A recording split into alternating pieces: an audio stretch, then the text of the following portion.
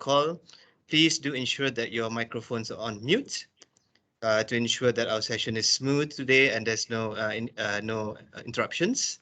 And if you have any questions or require any further clarifications during the session, please do mention them in the chat box, or you can use the raise hand functions during the Q&A at the end of the session today.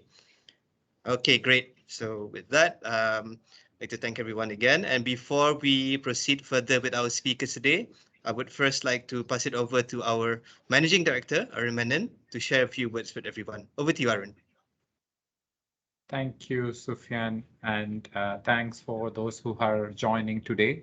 I can see that a lot of familiar faces of some of our clients, but also some of our new clients who's also joining today's webinar. As Sufyan mentioned, this is our first webinar of the year. We wanted to do it after Chinese New Year, so when you are all refreshed and energized after a good break. So Ipsos globally does multiple webinar, and I do see that many of you joining our global webinar series, which is called the Keys webinar, which is organized across the 89 countries that we operate in. Then we have the APAC webinars, which is called Southeast Asia Ahead or See Ahead. And this usually happens once in a quarter. And then we have the Malaysia webinar, which is mostly focusing on the issues and the topics which is related to our market, which happens once in every 2 months. So we have different webinars and thought pieces. The purpose of these sessions are, how we can actually bring a better understanding of our society, market, and people to you who are the decision makers in your relevant markets. And based on that, you can make your, decision and actions and everything, and also refine some of your research or information areas that you wanted to capture, right? So Ipsos has a huge amount of self-funded research that we've been collecting over the years, and specifically over the last 2 years during the pandemic, where the society and the behavior is shifting. So we are collecting this information that potentially benefit for you, and please do feel free to ask us at any point of time, not either during the webinar of today or like in future, if you want to know a particular information that can help you to make a decision, right? So today's webinar is quite interesting. So we have 2 of our speakers, Noura, who is our service line leader for public affairs and corporate reputation in Malaysia, and Lars, who is our associate director for public affairs and corporate reputation. They're quite familiar faces because in all our press releases, you would see either of them quoted speaking about some of the topics. Public affairs and corporate reputation is an area that we are focusing on public opinion and social research. So the topics that these 2 leaders actually focus on are on the topics which is relevant to our market and society, where we can actually help to give information for the government or to entities or organizations like private sector companies, where they can actually take some course of actions or take some changes in their policies and procedures as well, right? So without further ado, we would go straight towards the first topic, and which is going to be, Sufyan, if you can change the slides to the next one. Which is on the market context, which is we want to paint an overview picture of how Malaysia has been going forward. And along with that, what is the consumer confidence and what general public are worried about is something that Noura is going to speak about. Followed by, which is the main topic for today, is the Trust Track, which is our annual syndicated Trust Track. So we want to share some results with you. And you might have already seen some of this in our press releases. So we did 2 press releases around this, so you would have some snapshot of that already, but here we would want to give you a bit more detailed information on both of that, right? The first topic I will pass on to Noura,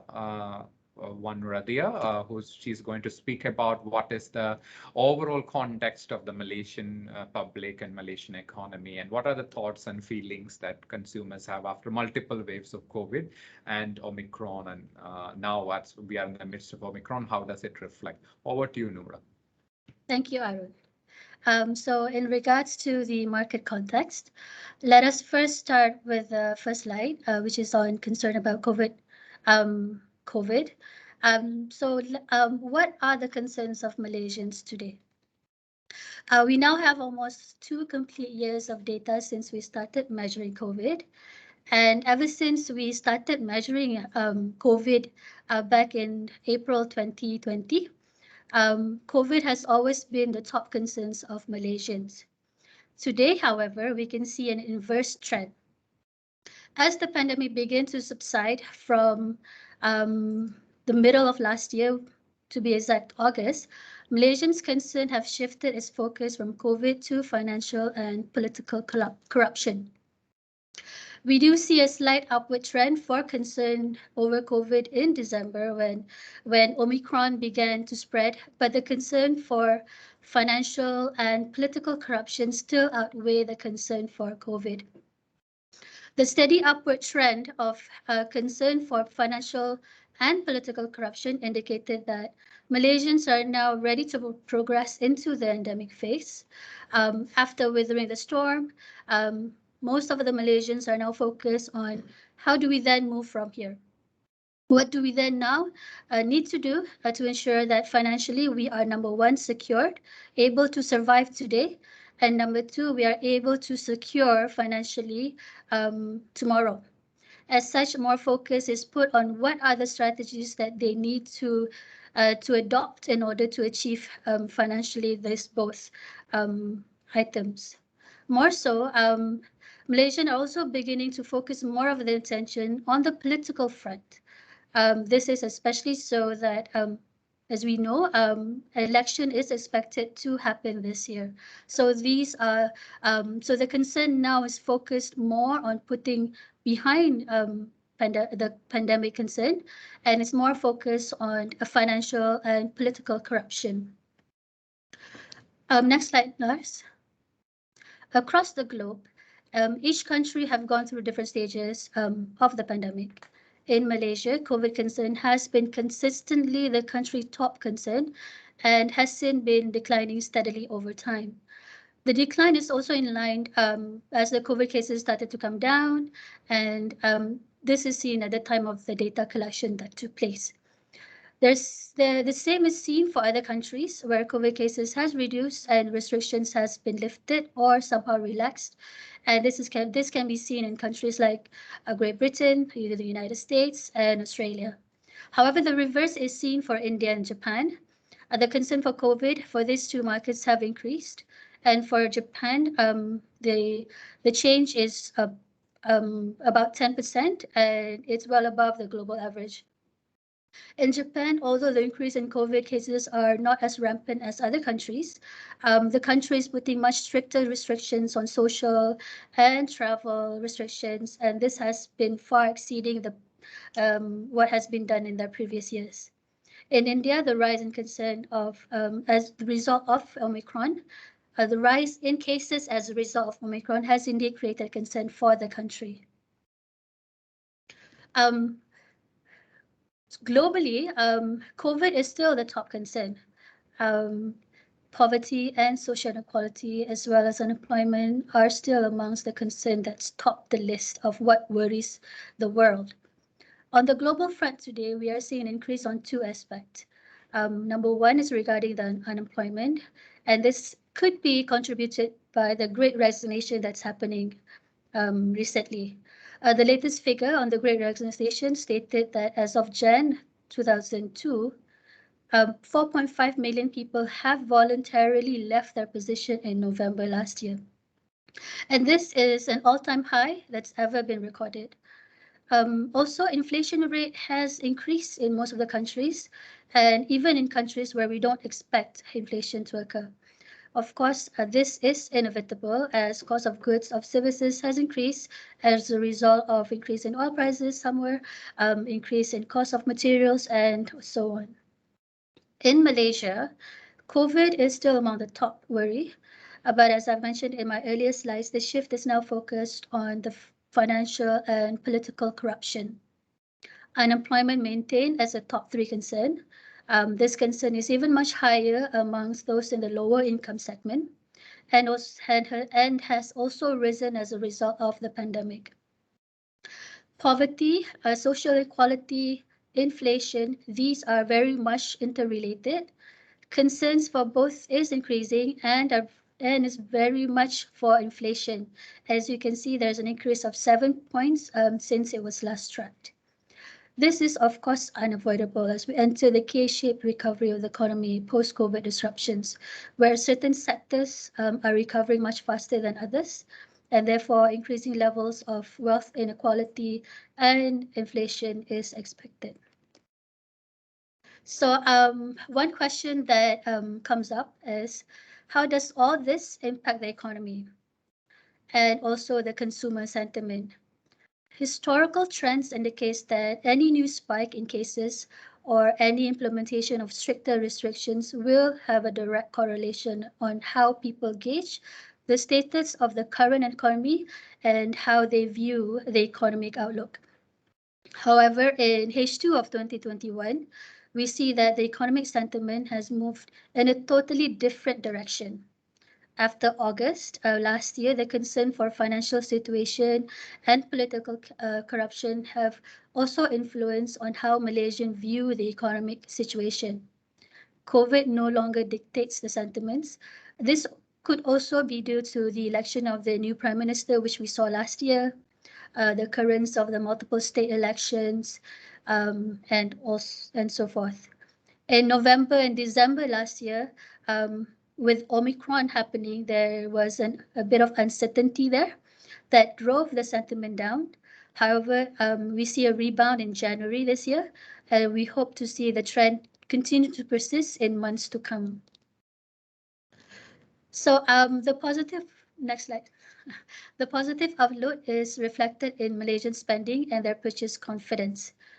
We measure the level of comfort on two fronts, household purchase and major purchases. The level of certainty of the future is very important. This is because positive outlook of the future will have a direct relationship of the economic confidence and how consumers spend. So when there is economic worry, consumers do continue to spend. However, the purchase is more focused on household goods. When there's uncertainties in the economic situation, where there's a gap, in this situation, Malaysians consumer tend to delay major purchases like big ticket items, purchase of new car, purchase of new house, but they continue to purchase on household goods and services more so for their livelihood. In the end of 2021, if you can see, there's a slight dip when Omicron hit. The economic sentiment dropped, and this, as you can see, correlates to the drop in purchase confidence and comfort to spend. In February 22, we see that the comfort to purchase has rebounded. This is because confidence has also improved. So in conclusion, Arun, you would like to take the slide? Yeah, sure. So thanks, Noora. So there are positive shoots that we can see across. One of the things that, as Noora was mentioning, is across the world, the concern on COVID has been dropping, and I think for Malaysia and some of the Asian countries, the Omicron wave started a bit late. If you look over the cycles, 27 December is almost where most of the countries have started their Omicron, and they kind of finished it by first week of February because after the New Year and Christmas holidays.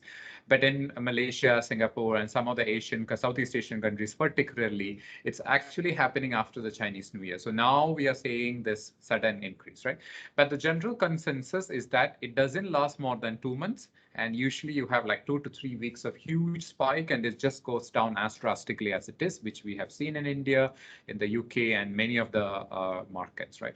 So almost all the countries in the world are opening up across. There are many countries now doesn't need quarantine when you walk in, like, even in the region, Philippines, Vietnam, all of them opened up to say that no quarantine, you just have to have a test results as such, right? And even in Malaysia, you can see the National Recovery Council was, probably not timed it correctly, but they said that, by 1st March, they want to open up as a suggestion to the government, right? So there is that sign of opening up, and we can also see that the positive trend is actually affecting the consumers because they're mostly thinking of, now it probably is a time that I would make a major purchase or major house purchase, right? So I know that there are many banks and automotive company players who's been in there who've been hit very hard in the last 2 years. So probably it's a time to start dialing up your communication in terms of product and offers that is out there in the market, because people have started thinking of, okay, can I actually look for offers to buy something which I've postponed of the last 2 years, right? So there is that positive outlook, and hopefully, and Omicron, the current wave that we go through, won't dampen it as it used to be in the previous waves, and we are looking for probably a brighter future from March. So that's very positive notes. Thanks, Noora, for sharing that. Now we will move into a slightly different topic. So that's last 2 years, and particularly last year, right? 2021 was the hard hit for Malaysia. 2020, though there was, COVID started, we had the lockdown, strictly speaking, for like 2 months, but most of us were working from home or being locked down for most of the 2021. So we have more years. Along with that, we had a lot of other issues, so the economic uncertainties, political uncertainties, right? And along then the recent natural disasters in Selangor and most of the West Malaysia because of the rain, and that there are multiple issues in 2021, right? So this was a great opportunity for companies and organizations to build up their trust, right? In Ipsos reputation, corporate reputation was, trust is a reservoir. And whenever there is a crisis, this is an opportunity for organizations to step in and fill that reservoirs, right? So in future, if and any issue that comes to you specifically, whether you are Maybank, whether you are CIMB or Astro, if there is a crisis hit you personally or your organization specifically, this reservoir will help you to cover for that. The trust that you have built over the times of crisis among the people of Malaysia would help you to give you what we call the benefit of doubt as you go forward, right? So in the next section, I would ask my colleague Last to take you through, have we been successful in building up this trust among Malaysians? And if, who actually been more successful than others, and what are the reasons why, Malaysian public tends to trust some companies over the others? Over to you, Las. Thanks a lot, Arun. So hi, everyone. So as Arun mentioned, for the second part of the webinar, right, we'll have a closer look at the finding from our annual Trust Track. So we have conducted this for the past few years, and as Arun mentioned, obviously it's been more interesting to follow for the past couple of years because of everything that has happened. Okay, so basically corporate reputation, right? It is a key focus area of Ipsos. We're using a tried and tested model for this that's applied globally. But I think this is probably the biggest study that we do on such a broad way in Southeast Asia, at least. So in Trust Track, we cover a few key topics related to reputation. It's centered around trust, but we also cover some other perceptions.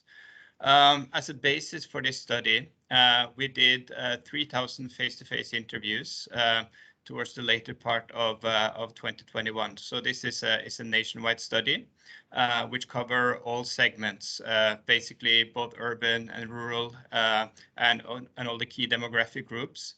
So in the sense that we cover broadly, we cover about 120 brands in this study. You can actually see the brands on the screen. So we cover all the way from government to private sector service providers, from automotive to media to FMCG, and so on. And basically, we will take you through some of the key findings that we found from the Trust Track this year. Okay, however, before we get into the data from Trust Track itself, we will have a look at some of the findings from our recent global research with regards to trust in companies. So as mentioned, we do a lot of research on trust. One of the tools to do that is the Ipsos Trustworthiness Monitor. It's a global study which is conducted across 29 countries. So obviously the world looks quite different now than it did just a couple of years ago. So I think we're more or less exactly 2 years on since COVID really started to become a global concern. So what is clear from our data is that when we look at trust in companies now compared to pre-COVID times, global trust has increased since the pre-pandemic time. So it applies to almost any sector of the key sectors that we look at. A couple of sectors stand out as particularly strong gainers of trust in the past couple of years. Some of the key ones are banking companies and pharmaceuticals. So to take the last one first, so it's quite obvious when it comes to pharma, some of the reasons why the trust have increased. So many of us have a completely different relationship now to the pharma industry compared to just a couple of years ago. And I think it's safe to say that is due to the vaccines. So of course, there are some skepticism towards pharma companies as well, but it's mainly from a small but a very vocal minority. The reality, though, is that the vast majority of the population in most countries have been getting at least 2 shots of vaccine. Many of us have gotten a booster as well. And many people would also realize that the vaccines has really been the catalyst for getting us out of the pandemic, which is hopefully the direction we are going. And I think the vaccines are heavily associated with the pharma industry. So for an industry that maybe have been viewed, through a cynical lens before, they certainly managed to elevate their standing as a result. So another one of the sectors that have increased a lot in trust globally is banking companies. So no doubt the pandemic has prompted consumers to change the way they engage with their financial service providers. So the pandemic has really accelerated a move towards e-banking, towards e-payments, and consumers have been forced to manage their finances remotely. And it looks like banks have been up to the task by managing to facilitating that while also maintaining the relationship with the customers.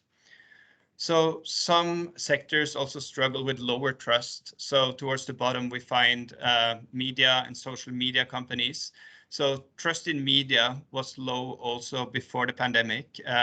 Part of the reason could be that, especially online, the landscape is very fragmented. The line is more blurred now between the established news media and news sites which may be of a more speculative nature, which also impact the overall trust people have in that sector overall. Social media, on its part, have been dealing with issues related to misinformation, especially during the pandemic, but obviously also before that, with in relation to election and so on, most prominently in the US. So the trust in sectors, it doesn't look the same everywhere, though. So we'll have a look at how this look in Malaysia compared to the global context. So when we look at trust in companies in Malaysia compared to globally, there's a few things that becomes obvious. So firstly, in Malaysia, trust is generally higher regardless of sector. So actually, among the 29 countries we surveyed, Malaysia among the countries where people trust companies the most. So obviously, this is quite contextual. So there are cultural differences playing a part. We tend to see that in developing countries, trust in companies tend to be higher. We see the same in other countries, such as India, where trust in companies is also very high. There's also other factors at play, political, historical. For example, in Western Europe, trust in government and public services is fairly high, but trust in sectors such as tech is much lower, while conversely in Eastern Europe and Latin America, it's the opposite. So the trust in the private sector is much higher than in public services. Secondly, the ranking of the different sectors are quite similar. So even if the trust per se in Malaysia compared to the global average is different, you see the ranking is quite similar. So in Malaysia as well, the trust in media and social media is low. Of course, some of the same issues related to media fragmentation here, maybe not to the same extent as other places, and with social media as well. But there are some exceptions to the patterns. So we see, for example, with regards to oil and gas companies. So it's fair to say that the oil and gas sector has come under a lot of scrutiny with climate issues, even though a green shift is happening. The trust globally in oil and gas companies is quite low. On Malaysia, on the other hand, oil and gas sector, it's highly trusted and it carries the economy to a large extent in Malaysia. The flagship company in Malaysia, Petronas, is an oil and gas company, and it's not only something we see here where Petronas play a prominent role, but also in other countries such as Saudi Arabia, where you have Aramco as a cornerstone. Oil and gas companies are among the highest trusted. So similar thing applies to the banking industry. The banking industry is much more trusted here in Malaysia than it is globally. We see in Malaysia that many of the dominant banks are local banks with a very long legacy, and we also see a correspondingly high level of trust. Thirdly, in Malaysia, there's a clear gap in trust between trust in government and trust in public services. So it's a distinction that is less obvious elsewhere. So in Malaysia, even though trust in politicians may not be that high, the trust in public institutions tend to be much higher. So this shows that the perception towards state-carrying institutions it's largely decoupled from whoever is holding office. And this become very clear when we look at trusted companies and institutions in Malaysia, which we'll get to. So before we get to the specific companies, we just have to look at the overall trend when it comes to the trusted companies in Malaysia. So we zero in on the findings from our trust track now. So it's just important to note first that in the trust track, we don't ask people to rate sectors per se. We ask specific companies, the 120 plus companies that we talked about earlier. So the trust index is basically an aggregation of the trust in all of them. So if we draw a line from 2019 through 2020 to 2021, there have been a massive change in people's life, obviously. And as we heard from Noora earlier, the pandemic had been the core concern of people during this time. And arguably, 2021 may have been the most difficult year of the pandemic so far here in Malaysia, with a longer period of lockdown than actually anything we experienced in 2020. So since 2019, it's been multiple changes in government as well over a short time span. And just less than 2 months ago, we had a massive flood here in the central parts of Malaysia, which was almost unprecedented. So during this time, people tend to look for comfort and support, whether it's from other people, from the government, but also from companies or corporations. So the companies that take actions which are seen as authentic and credible and effective and have a real impact on communities are more likely to see big gains in trust.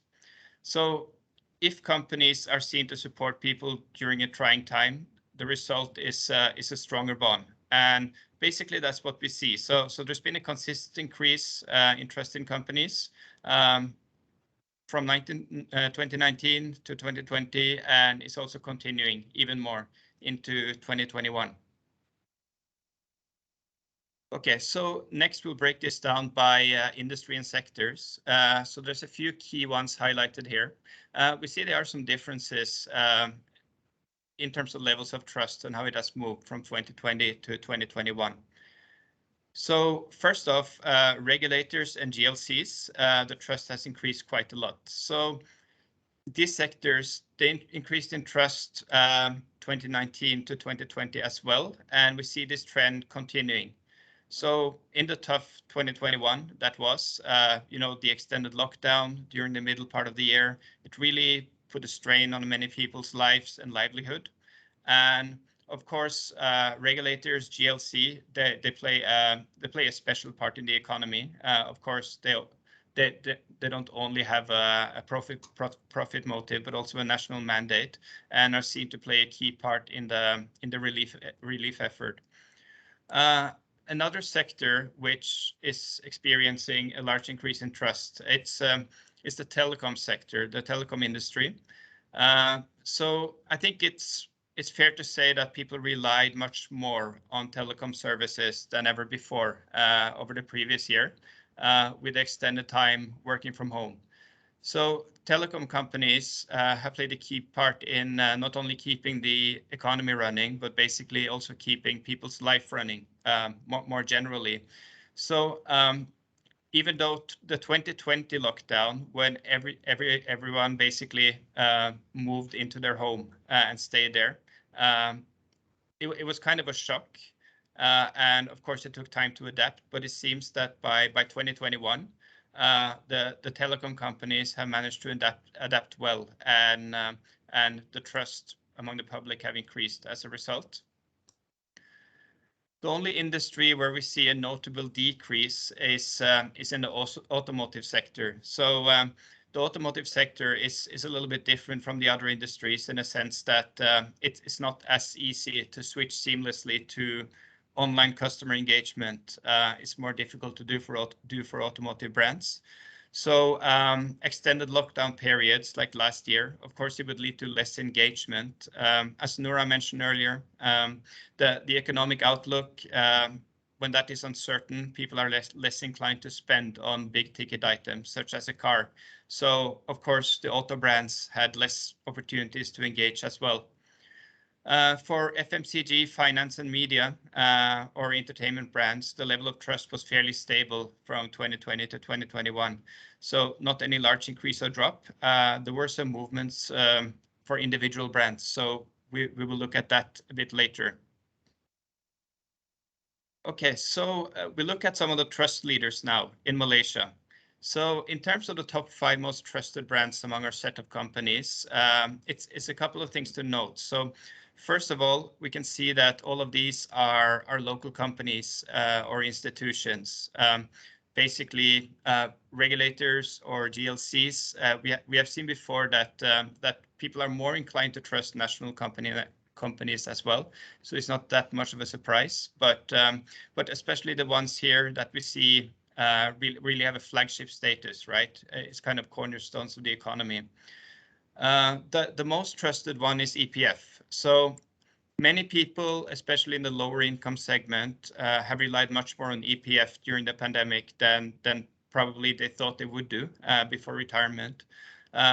So with programs such as ICNR, people have been able to get relief, which in many cases will have been absolutely necessary, right, to lead somewhat of a normal life. And this is reflected in the strong trust and helps explain why EPF is number 1. Bank Negara also played an elaborate role, of course, had a challenging task in helping steering the economy throughout 2021, as well as the year before. So we all know that the Malaysian economy took a hard hit, but it seemed to be returning towards growth, I think towards the end of 2021. And of course, the macroeconomic outlook, it will play a major part in how people trust the national bank. Petronas, of course, is a national flagship company, always among the top when it comes to trust. So we know that Petronas had a high profile throughout the pandemic with relief efforts and so on, continued that throughout 2021, and also played a key role in the relief after the flood, supporting motorists on the road, employees, as well as collaborating with other GLCs for major relief funds. So rounding out the top 5, Post Malaysia also remains strongly trusted. Of course, through their role, they have been a key part in keeping the wheels of the economy rolling throughout the year, and had a high level of engagement with the population. And TNB as well, also a company that serves the majority of the population and have supported with key relief programs. So we will look at this a little bit more by the different sectors. So who are the most trusted brands in each of the different industries? So when we break that down, of course, we see some of the companies we just talked about, like EPF and Petronas, who are in the top 5. So another interesting observation here is that many of the top trusted companies, they tend to be homebred. So even in industries, we're not necessarily, there's only homegrown companies. The Malaysian brands tend to do well. So we have Celcom as the most trusted telco. We have Maybank as the most trusted bank, and Perodua among the auto brands. So I think to some extent it also applies to Touch and Go, which has emerged as the most trusted e-wallet. So of course, mobile wallets has been taking a more prominent role as people have gotten used to digital financing services and no contact payment, of course, during the pandemic. So it's many providers competing. Of course, Touch and Go is a brand with a legacy that goes back way before e-wallets was common. So they have built up a pool of trust by being a reliable payment option over time and reaping the benefit as well as an e-wallet provider. So in a related industry, in e-commerce, we have Shopee, which is the most highly trusted. Over the recent few years, there's been many new platforms competing for attention. So Shopee has emerged as a clear leader. So it's likely that during the pandemic, people have been shopping more online and the usage pattern has really been cemented. And it seems like Shopee has been able to deliver and reap the benefits of trust. And we also see, like in terms of handset manufacturers, it's still kind of the leading brands for a while, Apple and Samsung, ahead of some of the new challenger brands, and Netflix is the most trusted in media and entertainment. So obviously Netflix has been a companion for many people throughout 2021 as well, and have emerged to the top spot. Okay, so we looked at the most trusted companies. It's also worth looking at, the companies that have moved the most, and specifically upward. So here we're looking at the biggest gainers of trust from 2020 to 2021. So for these brands that have moved the most, it's quite a significant gain in trust. So all of them have moved more than 20 points, Time, Sunway, and Yes.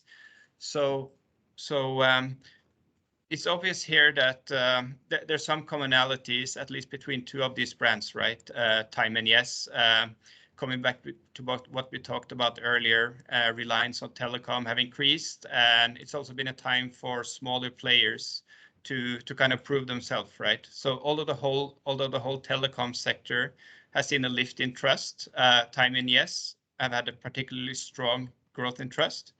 So maybe it's some of the bigger telcos have had a higher trust base to start with, but so they're still doing well. But Time and Yes had more room to improve their standing and managed to do so. And of course, we have Sunway. Sunway have a broader portfolio, but also a brand that have gained significantly on trust in 2021. So apart from the pandemic per se, a key story have also been about the vaccine rollout. Obviously, Sunway have played a very key role there through medical services and so on. Providing vaccine, hosting vaccination center in its real estate, and has also been recognized for effort more broadly, in providing support for the population during the crisis. So no surprise to see Sunway there as well, among those who have increased the most trust. So we'll move on to look at some of the key factors that tend to drive trust as well, because along with just measuring trust, we look at some key perceptions among these companies. And we see what are the key attributes or perception that moves trust the most. So here we can see that the top 5 strongest drivers of trust in 2020 and 2021. So there's some consistency and some changes. So first of all, at the top as the most important driver of trust, open and honest communication. It's a particularly strong driver. It was so in 2020 and it remains so in 2021. So it's intuitive to some extent, that being seen as an honest communicator goes together with trust.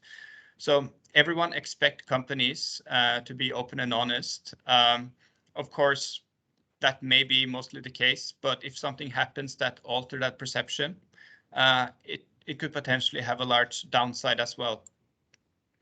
The second most important factor is also consistent from last year. So putting customers first. Of course, that's essential. Customers notice when companies don't. And I think especially during trying times, right, it's essential that customers really feel that companies are setting their needs first. Of course, companies have also been operating under extreme difficulty and stress over the past couple of years as well.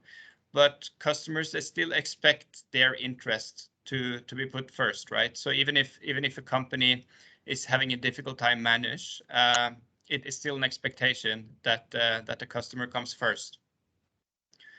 So the remaining top 5 factors have increased in importance from 2020 to 2021. Strong financial performance is the third one. I think that's interesting because financial performance, it may also be seen as an indication of the viability of the company as a whole, right? Having strong financials, it lends a sense of credibility in itself.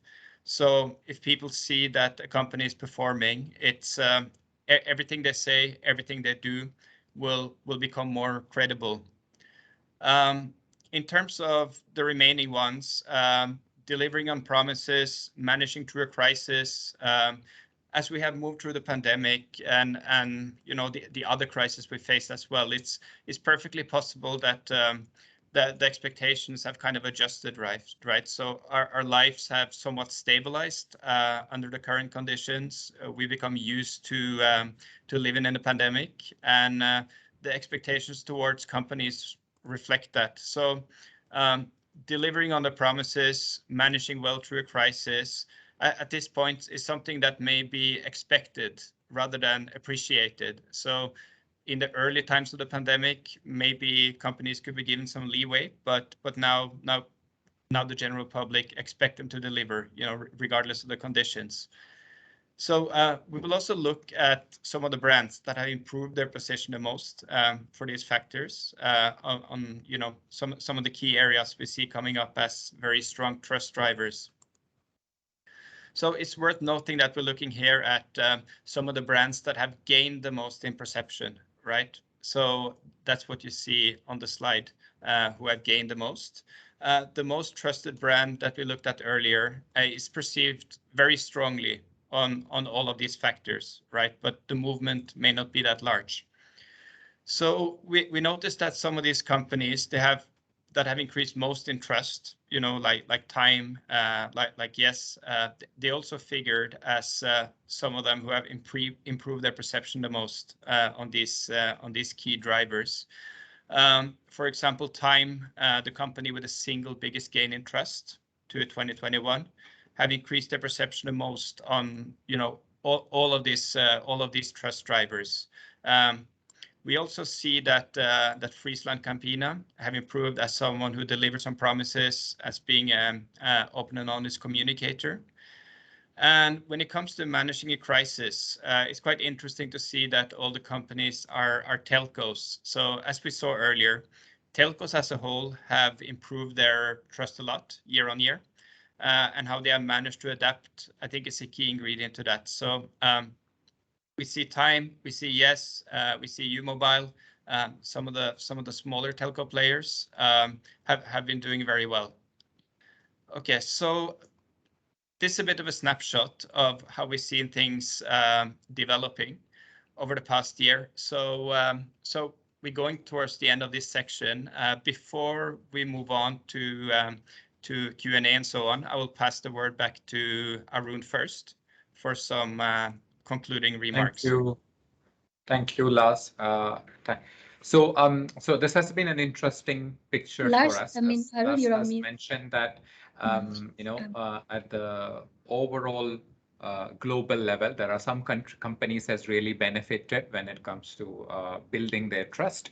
Pharmaceutical companies being an example. In Malaysia, definitely the government-linked companies, because their direct actions and also through their work with the government policies in itself, they have generated enormous amount of trust. also benefited is the telco sector, as Lars was saying that, some of the not so the prominent telco players, some of them like, Yes and NewTime.com. So people who are more associated with the internet services, because, internet has been the life of us for the last 1 year. So if you are a successful business SME, you need to have, proper connection, right? Because you're transitioning into digital.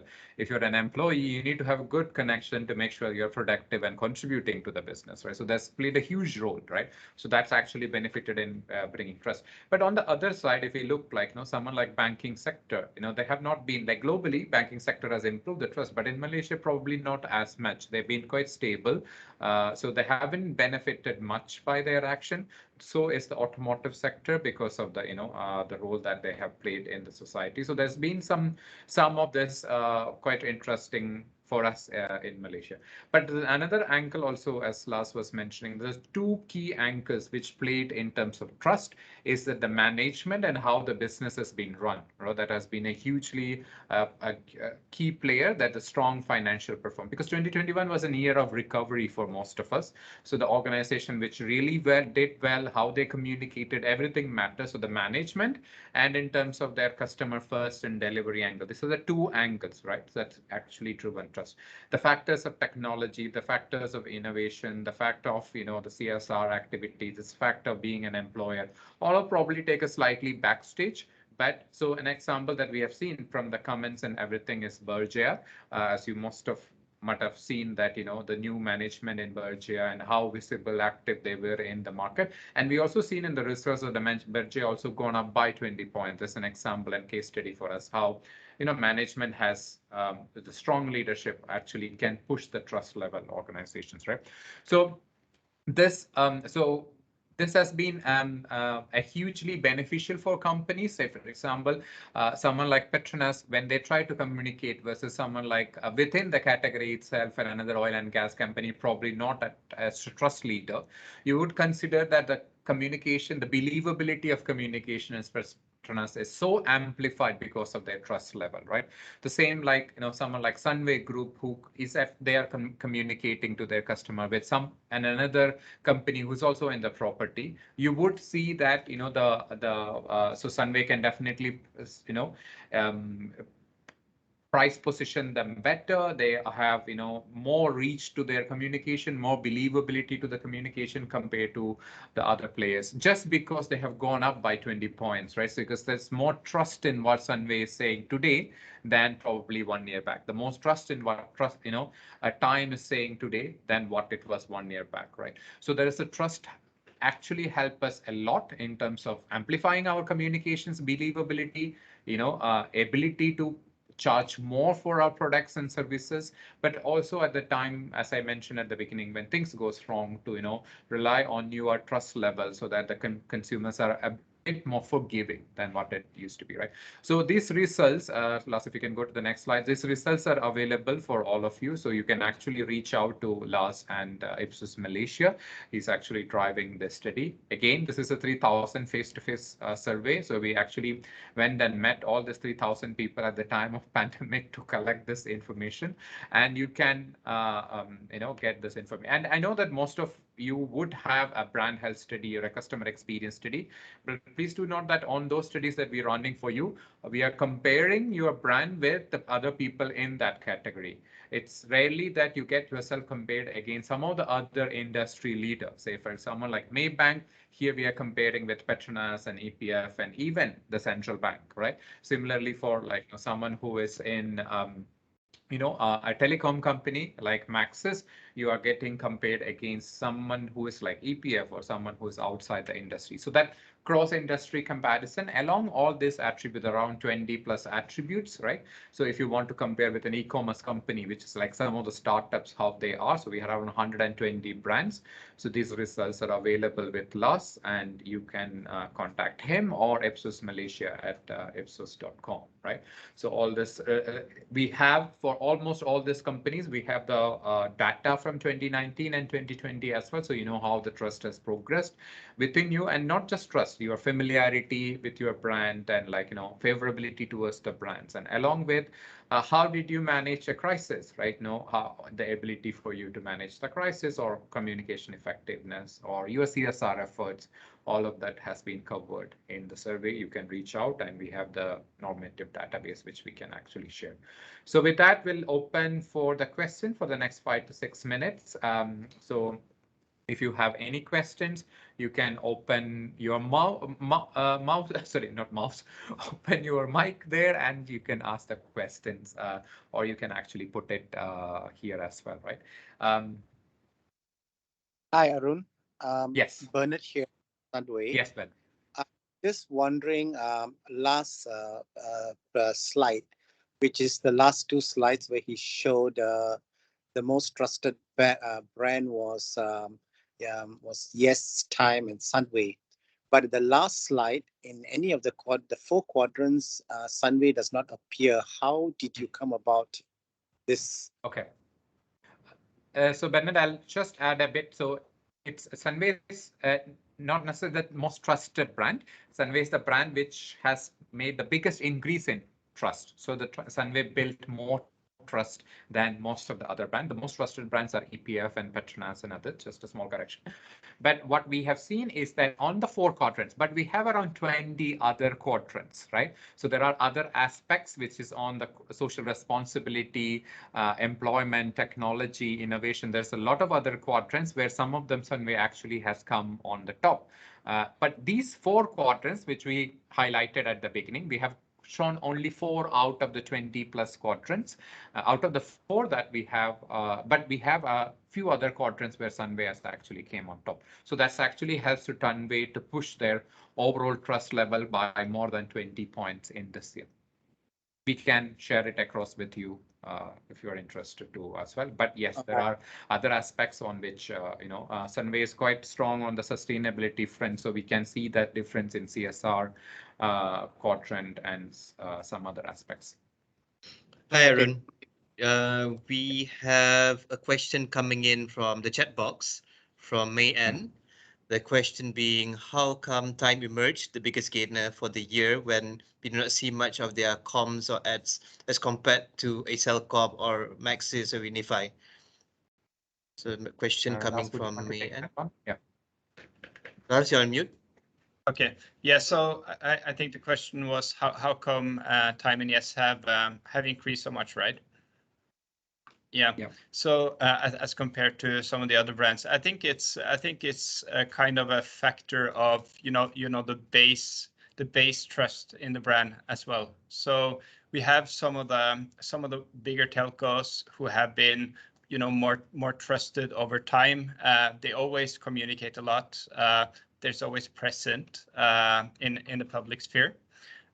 So it is not as easy to grow as it is for some of the smaller brands. So I think for these brands in particular, like Time and Yes, right? It's possible that when people have been so much relying on telco services, they may had positive experiences that they didn't expect. So they may have exceeded expectations more than they would necessarily do with some of the more established providers. So I don't think it's not only a factor of who are seen in the public sphere the most. And yeah, just to emphasize what Arun mentioned as well, we're looking at the movement here. So it's not the absolute level of trust. Yeah.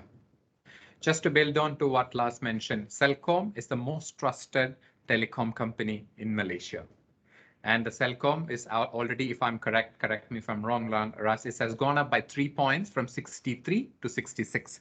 Whereas in someone like Time and Yes, it's moving from 25 to 45.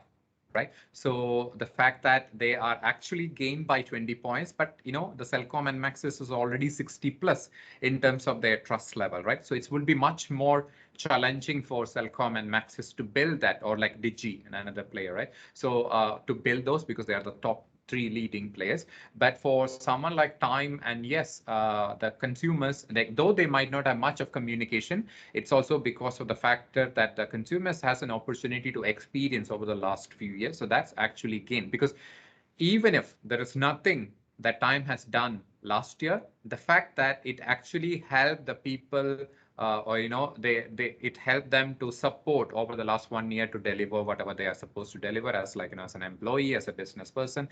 They contributed in terms of helping them. So that's what it actually leaves. So they were much more visible. So the brands like Time probably are much more visible than some of the banking brand, which you would never have engaged last year. Whereas in Time Connection is every day at my home throughout, right? So a smaller disruption actually create a lot more impact for us. So it's just that incremental improvement that we have seen. Whereas just to reiterate, Celcom and Maxis is the #1 for the trust. As you say, that the improvement is quite significant for Time and yes. Right. Yes, any other questions? You can still open the mic and ask the question directly, as in the case of Badnath.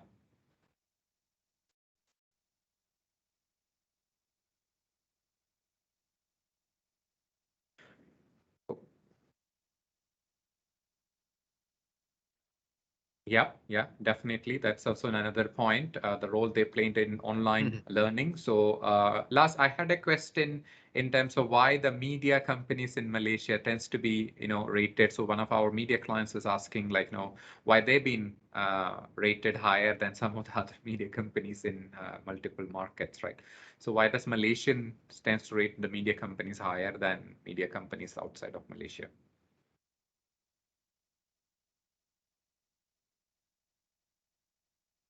You are on mute. Oh, sorry.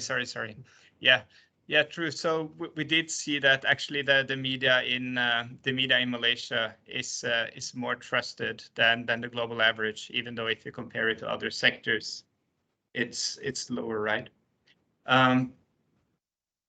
So I think it has a lot to do with the local context. So in Malaysia, it's not as much polarization as there are in some other countries. So you have some countries like, say, the US, where you have kind of different media ecosystems where the dividing lines are very entrenched. So at least in Malaysia, in the mainstream media, everyone kind of relates to the same reality, right? You have they watch the same TV channels, they read the same newspapers, so it's kind of the same reality being shared. So I think that's probably one of the parts. And I mean, the media fragmentation is not only in the US; it's happening in many countries, but not so much here yet. I think that could be one of the reasons. Thank you, Lars. And thank you again for joining today's calls. Please feel free to share your questions even after the calls. And if you want to know more about which attributes are your brands improving better, how are you performing, because we have around 120, we cannot cover all the brands. You can always ask Lars and or to reply to the Ipsos Malaysia at ipsos.com, that email ID as well, or to contact your own key client service contacts. So some of you are already working with us, you can reach out to that contacts as well. We are more than happy to answer the questions or share the information that you would need on the Trust Track as well, right? So you would see some of the press releases related to some of your brands as well in the next 1 week and 2 weeks, because we are sharing this information with our media partners, so they would be publishing. And thank you for EPF and some other brands who actually took that and shared on their websites as well. Thank you again for joining this call. We will come back in soon for our next round. Please do sign in and attend our global calls, which is called the Keys webinar. You should be getting an invitation from our dear Sufyan, Marcom lead, and also the Malaysia one, focused on the Malaysia data. Thanks again to all of you, and thank you for the questions. Thank you, everyone. Have a good day. Thanks, everyone. Thank you. Thank you.